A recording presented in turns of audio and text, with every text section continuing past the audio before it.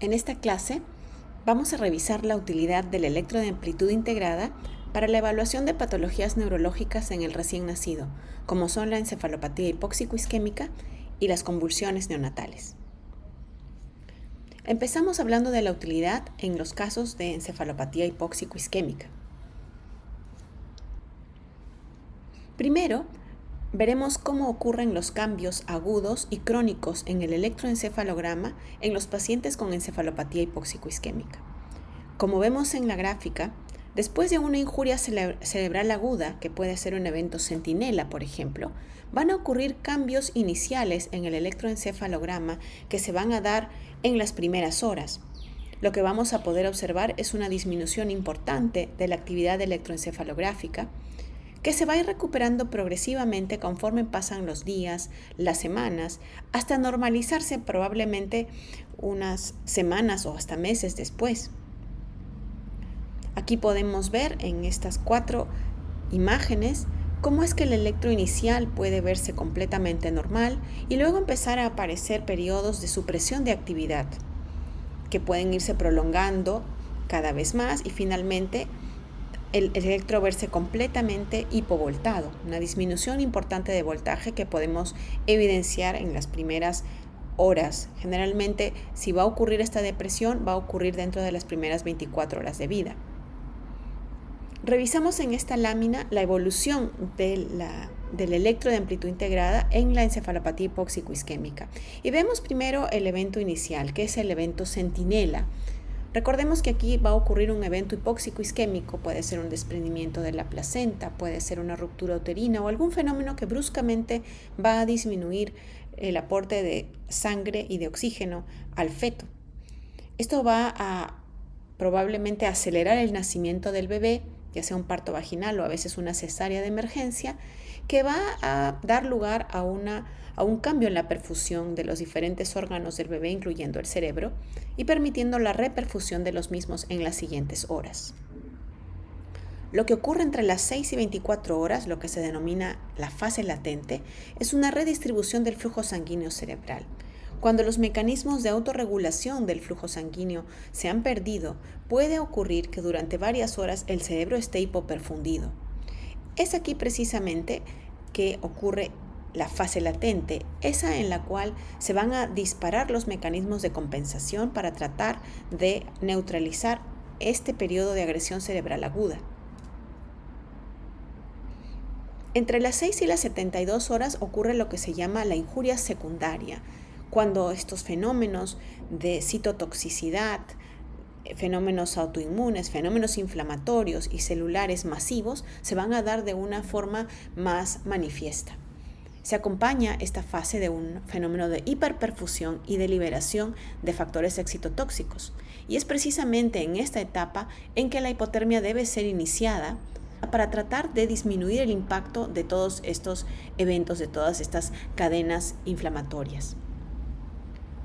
Una vez transcurrida la injuria secundaria, pasamos a la parte terciaria de la lesión, que puede tomar hasta semanas, donde el electro va a normalizarse.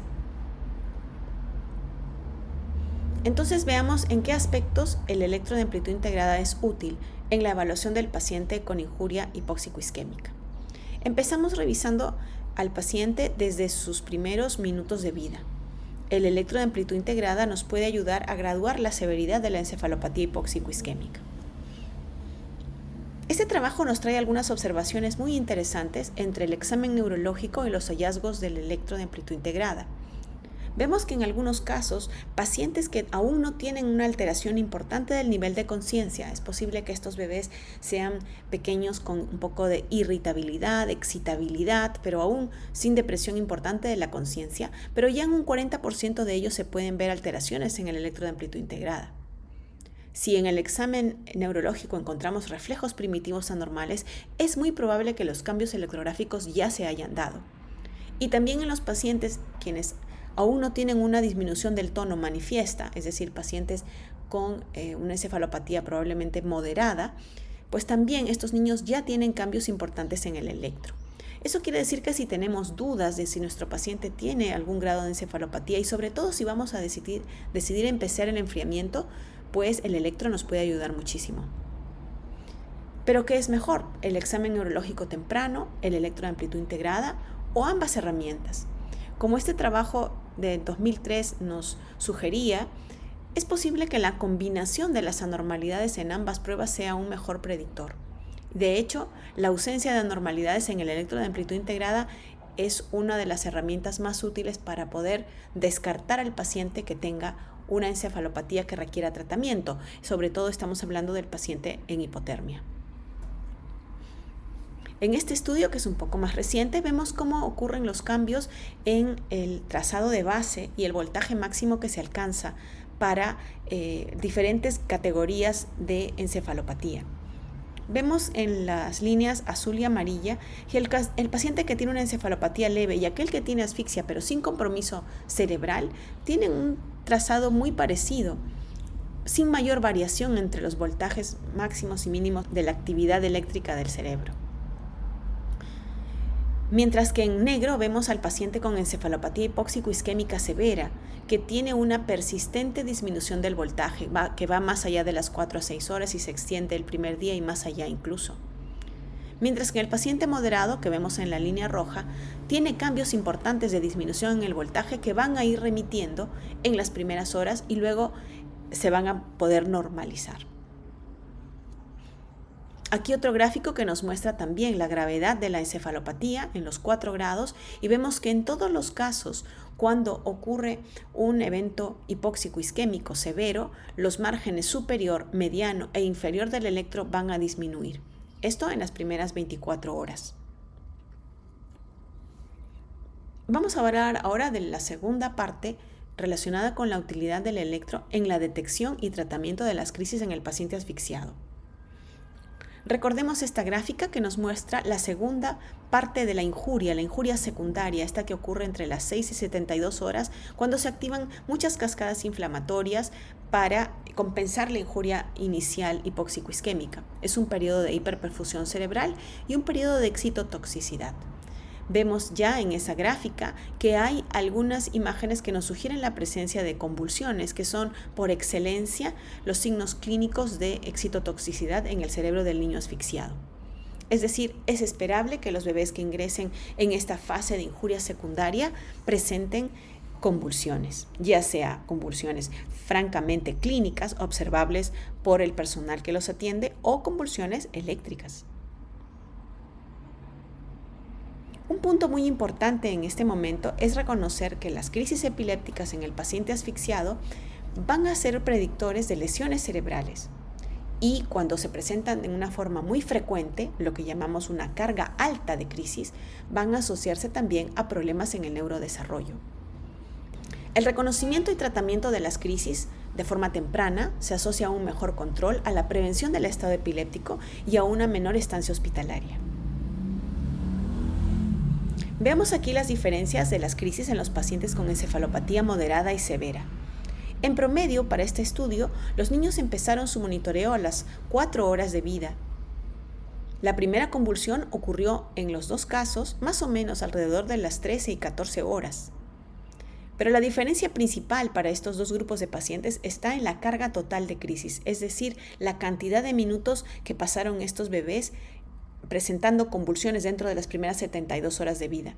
Vemos que para los pacientes moderados, la carga total de crisis era de aproximadamente 58 minutos y en el paciente severo era prácticamente el doble. También se encontró una diferencia significativa en los pacientes moderados y severos respecto a las horas de vida en el momento de máxima carga de crisis. Para los moderados esto fue alrededor de las 15 horas y para los severos fue un poco más tarde, alrededor de las 27. En este trabajo de 2016 se pudo establecer cuál es ese límite de carga de crisis que se asocia a un peor pronóstico.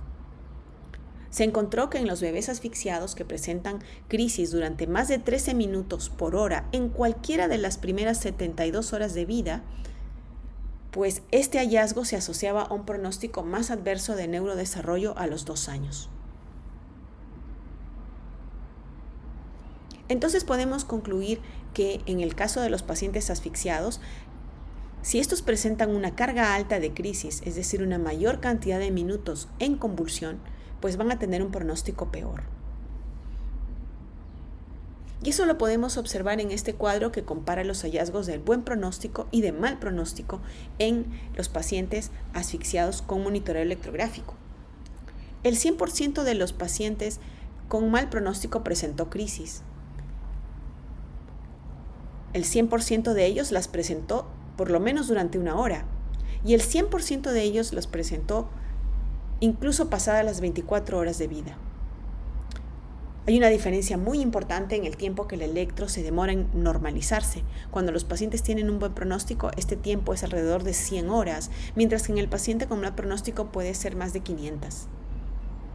La carga alta de crisis y las crisis muy tempranas son también más frecuentes en los pacientes con mal pronóstico. Y como podemos imaginar, también es más frecuente que estos niños requieran más medicación anticrisis y a veces más de un medicamento. Veamos el pronóstico de la encefalopatía hipóxico-isquémica empleando el electro de amplitud integrada. El electro de amplitud integrada es un instrumento muy útil para el diagnóstico y también para el pronóstico en encefalopatía hipóxico-isquémica. Tenemos que prestar atención a los patrones de fondo, al tiempo que el paciente presenta crisis, lo que se llama el tiempo de carga de crisis, la respuesta a la medicación y la recuperación de los ciclos de sueño-vigilia. Cuando el paciente no ha sido enfriado, podemos encontrar que el punto más alto de predicción de neurodesarrollo anormal a los 2 años se encuentra a las 36 horas de vida. Mientras que en un paciente que está siendo enfriado, que está siendo sometido a hipotermia, la capacidad predictiva del electroencefalograma se posterga un poco y es mucho mejor a las 72 horas de vida. Veamos aquí cuáles son los trazados de fondo que se asocian a pronósticos más desfavorables. Como podemos imaginar, los trazados de mal pronóstico van a asociarse a su vez a un neurodesarrollo más pobre a los 2 años e incluso más adelante. Y en orden de severidad están aquí, primero el de salva supresión, luego el de bajo voltaje y finalmente el trazado isoeléctrico. Y aquí podemos ver en este estudio del año 2023 cómo hay una correlación bastante clara entre las alteraciones en el trazado de fondo y el pronóstico. Vemos que los pacientes que tienen un neurodesarrollo normal generalmente tienen electros normales o con cambios menores como discontinuidad. A más severos los cambios, más discontinuos y más trazados de mal pronóstico como los que hemos visto, el retraso del desarrollo va a ser aún más severo, ¿no? Y pues los pacientes que fallecen generalmente tienen electros con patrones de fondo con anormalidades muy severas.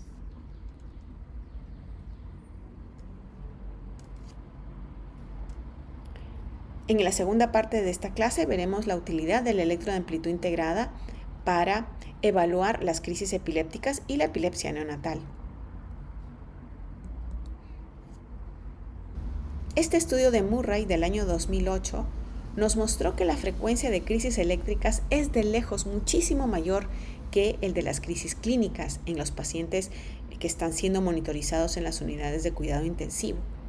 Eso quiere decir que nuestros ojos no van a ser capaces de reconocer todas las convulsiones. De hecho, pueden reconocer apenas 1 de cada 10. ¿Quiénes son los pacientes que tienen riesgo de presentar crisis en la unidad de cuidado intensivo? Los pacientes que presentan encefalopatía neonatal de cualquier etiología, pero sobre todo aquellos con encefalopatía hipóxico-isquémica, ya sea o no estén recibiendo hipotermia. Aquellos bebés que presentan infecciones del sistema nervioso, bebés prematuros muy pequeños con hemorragia intraventricular severa, con injuria de sustancia blanca, pacientes que quizás no tengan una enfermedad neurológica aguda, pero sí pueden tener compromiso hemodinámico y oxigenatorio, como aquellos bebés en shock, con cardiopatías, con hernia diafragmática complicada, etc. Y pacientes con alteraciones hidroelectrolíticas varias, que son muy frecuentes en nuestras unidades. Eso significa que probablemente todos nuestros pacientes en esta lista deberían tener una monitorización electrográfica. La Liga Internacional de Lucha contra la Epilepsia nos dio estas definiciones de crisis neonatales del año 2021. La primera es la definición de crisis clínicas, que es un evento súbito que tiene alteraciones clínicas reconocibles. Pero tengamos cuidado, porque 90% de las veces cuando veamos movimientos anormales en un recién nacido, esto no va a tener un correlato electrográfico. Es decir, podríamos estar frente a trastornos paroxísticos no epilépticos, como el tremor o la mioclonía del sueño. La segunda definición de crisis eléctricas o electrográficas es una definición realmente técnica y requiere de un electroencefalograma para poder hacerla. Las crisis eléctricas son eventos súbitos anormales en el electro, que tienen un patrón repetitivo, que tienen un cambio de voltaje de por lo menos 2 microvoltios y duran por lo menos 10 segundos. Esa es la definición actual. Y finalmente, las crisis electroclínicas son estos eventos clínicos que se asocian a un registro anormal simultáneo en el electroencefalograma. Vamos a ver algunos videos para poder entender mejor estos conceptos. Aquí, por ejemplo, vemos un bebé que tiene un movimiento muy particular. Es como está moviendo las piernas como si estuviera montando una bicicleta. La pregunta es esto una crisis? Definitivamente podemos decir que es una crisis clínica. Es decir, tiene un movimiento anormal que nos llama la atención. Veamos el segundo video. Aquí estamos viendo solamente una pantalla de electroencefalograma y estamos viendo que un trazado que inicialmente tiene bajo voltaje nos muestra una serie de imágenes que nos simulan un serrucho, descargas con una sincronicidad y una temporalidad muy precisa. Sin embargo, nuestro paciente puede estar muy quietecito, dormido, sin ningún fenómeno clínico que podamos reconocer. Y sin embargo, lo que estamos viendo es claramente una crisis eléctrica. Y ahora en el tercer video estamos viendo que el bebé levanta el brazo, tiene una postura tónica de elevación del brazo y aparecen cambios en el electroencefalograma que nos sugieren que está pasando una crisis. Esta sería la situación ideal en que podamos tener simultáneamente el fenómeno clínico y la confirmación eléctrica. Esta es la crisis electroclínica de la que hablábamos hace un momento.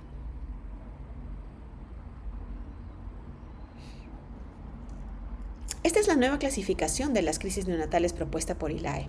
Y vemos que en la primera parte, cuando tenemos que empezar nuestro algoritmo de decisión, tenemos que detectar las crisis, ya sea en pacientes que presentan una sospecha clínica, es decir, un movimiento anormal, una postura anormal o un fenómeno autonómico que nos llame la atención, o pacientes como los que vimos en la lista de hace un momento, que tienen una condición crítica y los cuales son susceptibles de tener convulsiones.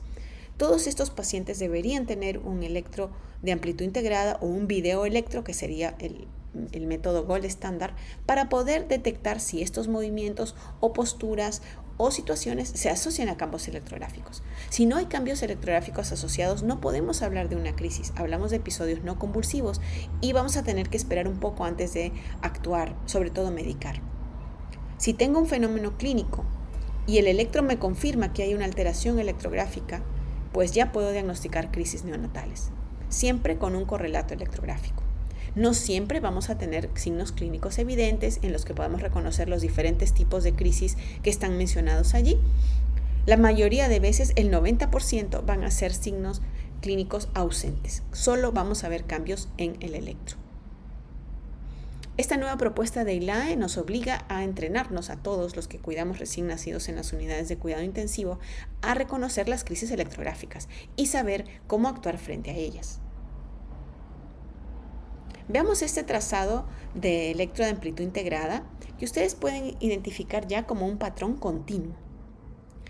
Pero veamos que en una parte de este patrón el trazado se adelgaza y se eleva el voltaje de forma sostenida. Como ya sabemos, tenemos que correlacionar este trazado con el trazado crudo para saber si efectivamente esta área de elevación del trazado de fondo nos está representando una crisis. Entonces colocamos el cursor y lo que vemos tras revisar el trazado crudo efectivamente es que aparece en el hemisferio izquierdo esta imagen que nos recuerda un serrucho, una descarga que es muy sospechosa de crisis y dura durante los 15 segundos que nos da esta imagen, se sostiene.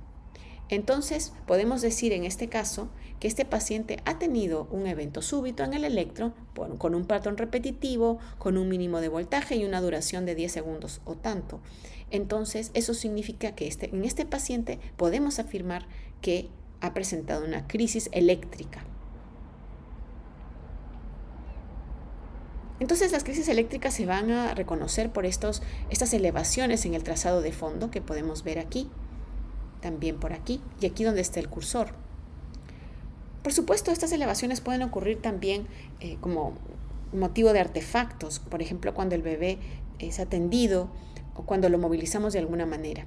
Por tanto, siempre deben ser verificadas en el trazado crudo, es decir, el trazado inferior. Y aquí vemos, cuando colocamos el cursor en esta elevación, que aparecen estas descargas periódicas en ambos hemisferios. Hay un fenómeno muy interesante que se llama disociación electroclínica, que ocurre cuando tenemos un bebé que está teniendo alguna postura o movimiento anormal. El electro nos muestra las convulsiones, nosotros le administramos un tratamiento y el bebé deja de presentar el movimiento o la postura que nos llamó la atención. Pero el electro continúa presentando crisis. Es decir, las crisis eléctricas pueden persistir a pesar de que las crisis clínicas han desaparecido. Tengamos cuidado, porque eso significa que probablemente la medicación no ha sido suficiente y vamos a requerir usar algún otro tipo de intervención para controlar el fenómeno eléctrico también, así como ya lo hemos hecho con el fenómeno clínico. Aquí podemos reconocer un fenómeno muy interesante que ocurre en las crisis eléctricas y nos permite reconocerlas con un poquito más de precisión. Se llama fenómeno crescendo y decrescendo. Vamos a ver el video y vamos a ver que las descargas en la parte inferior son espaciadas, inicialmente bastante espaciadas, y luego empieza a aparecer una creciente frecuencia de fenómenos. Aquí se vuelven muy regulares, tiene claramente esta apariencia de serrucho que mencionábamos hace un momento, y finalmente van a empezar estas descargas a espaciarse. Este fenómeno de crescendo y decrescendo en la frecuencia de las descargas es muy sugerente de una crisis. Es poco probable que esto haya sido ocasionado por un artefacto. Cuando las crisis son sintomáticas, es decir, son provocadas por alteraciones hidroelectrolíticas, por malformaciones, por fenómenos isquémicos o vasculares de diferente tipo, hay algunas características que nos permiten reconocerlas. Son más prolongadas, clínicamente también tienen algunas características específicas. Pero en el electro lo que nos interesa es que estos son ritmos lentos y que no tienen generalmente un fenómeno que se llama hipovoltaje posictal. Esto para diferenciarlos de las epilepsias de inicio neonatal que pueden tener crisis breves, pero en las cuales el electro de amplitud integrada nos va a mostrar una disminución del voltaje posterior a la crisis. Lo podemos ver aquí en los círculos rojos en la lámina, donde hay estas descargas que hemos mencionado hace un momento con elevación del trazado de fondo, pero que después dan lugar a un tiempo de apenas algunos minutos donde la actividad se disminuye completamente. Hay un hipovoltaje posictal. Lo vemos en el primer círculo y también en el segundo. Esto es difícil que se ocasione cuando tenemos unas crisis con una causa corregible. Más bien cuando presentamos estos eventos, pues debemos sospechar en epilepsias de origen neonatal. Este es el caso de uno de nuestros pacientes, un bebé que tenía una historia familiar de crisis en la mamá y el hermano mayor y que vino por emergencia con crisis clónicas. Y vemos que después de la descarga que hemos identificado aquí, hemos colocado el cursor, presenta una disminución del voltaje y esto pues se asocia al problema de fondo. Este niño tenía una canalopatía de potasio que era la responsable de estas crisis muy tempranas. Y veamos también el trazado inferior donde el fenómeno de serrucho de crisis muy repetitivas con una morfología muy parecida entre sí, pues nos confirman la presencia de estas crisis, ¿no? Y la posible etiología genética, como fue el caso de este paciente. Y ahora vamos a ver los diferentes trazados que pueden aparecer de acuerdo a la frecuencia de las crisis eléctricas. En el caso del trazado inicial que estamos viendo en la parte de arriba, podemos identificar hasta 4 o 5 momentos donde hay crisis. El trazado de fondo es discontinuo y vemos estas 5 elevaciones del trazado que nos pueden hablar de crisis aisladas y cortas, ¿no? Cada una de estas probablemente dure menos de 5 minutos. Veamos el segundo trazado, que de fondo tiene ya un fenómeno de salva-supresión, y encontramos que las crisis son bastante más frecuentes. Y el tercer trazado es el que corresponde a estado epiléptico. Esto significa que las crisis son tan frecuentes que no podemos distinguir el trazado de fondo, parece ser discontinuo, pero las crisis son muy frecuentes y esto sí es una situación de extrema urgencia, tenga o no el paciente una traducción clínica de estos fenómenos. Y esto se debe a que el estado epiléptico es una emergencia médica. Para una definición práctica, aunque todavía no tenemos una definición de consenso de estado epiléptico, significa que tenemos un tiempo de convulsiones en la pantalla de más de 50% del tiempo. Siempre tenemos que hacer la confirmación de las crisis en el electro crudo, en la parte inferior, que nos muestra 15 segundos de actividad, como en este caso. Pero reconociendo este patrón en serrucho del estado epiléptico, pues eso también nos debe motivar a intervenir inmediatamente, porque recordemos, a más crisis el pronóstico de nuestro paciente es peor.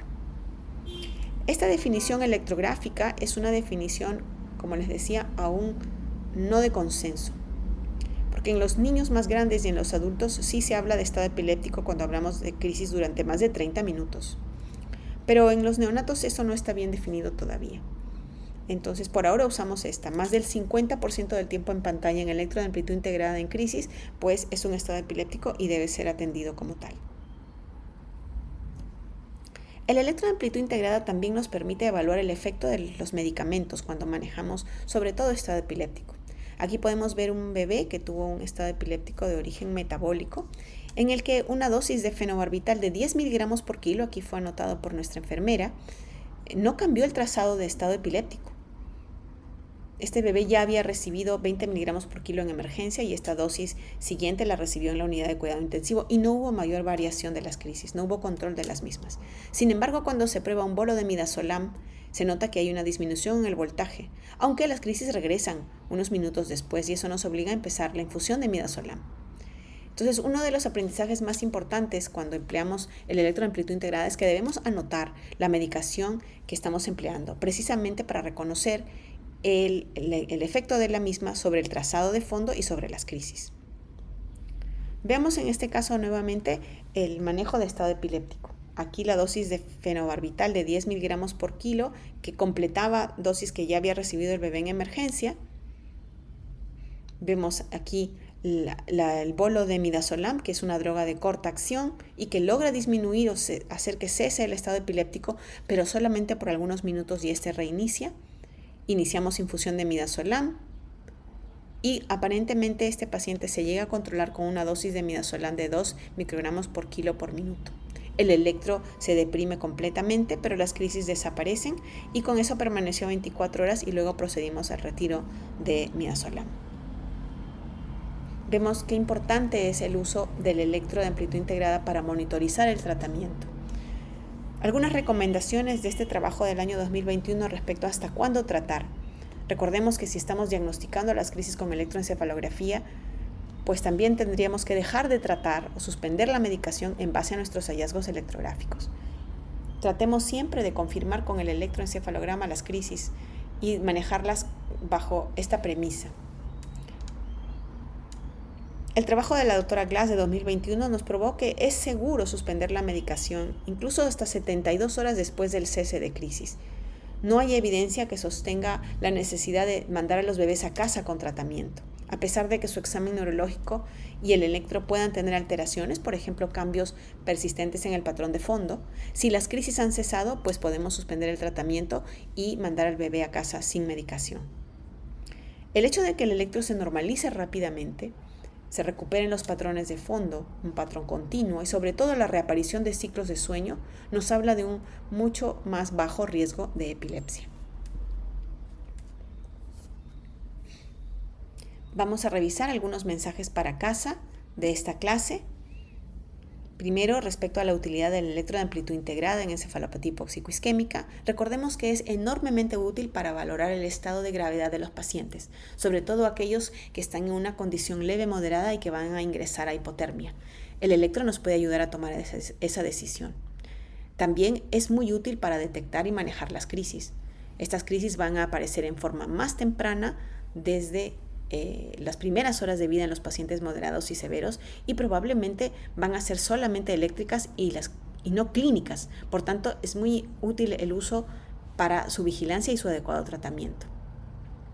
Y quizás el uso más conocido, más importante y más temprano del electro de amplitud integrada en el paciente asfixiado es el uso relacionado con el pronóstico, porque estos bebés, ya sea en normotermia o en hipotermia, van a tener un pronóstico bastante fiable con electro de amplitud integrada, más fiable aún que el que nos puede dar la resonancia, que recién podemos tomar varios días después, o el examen neurológico.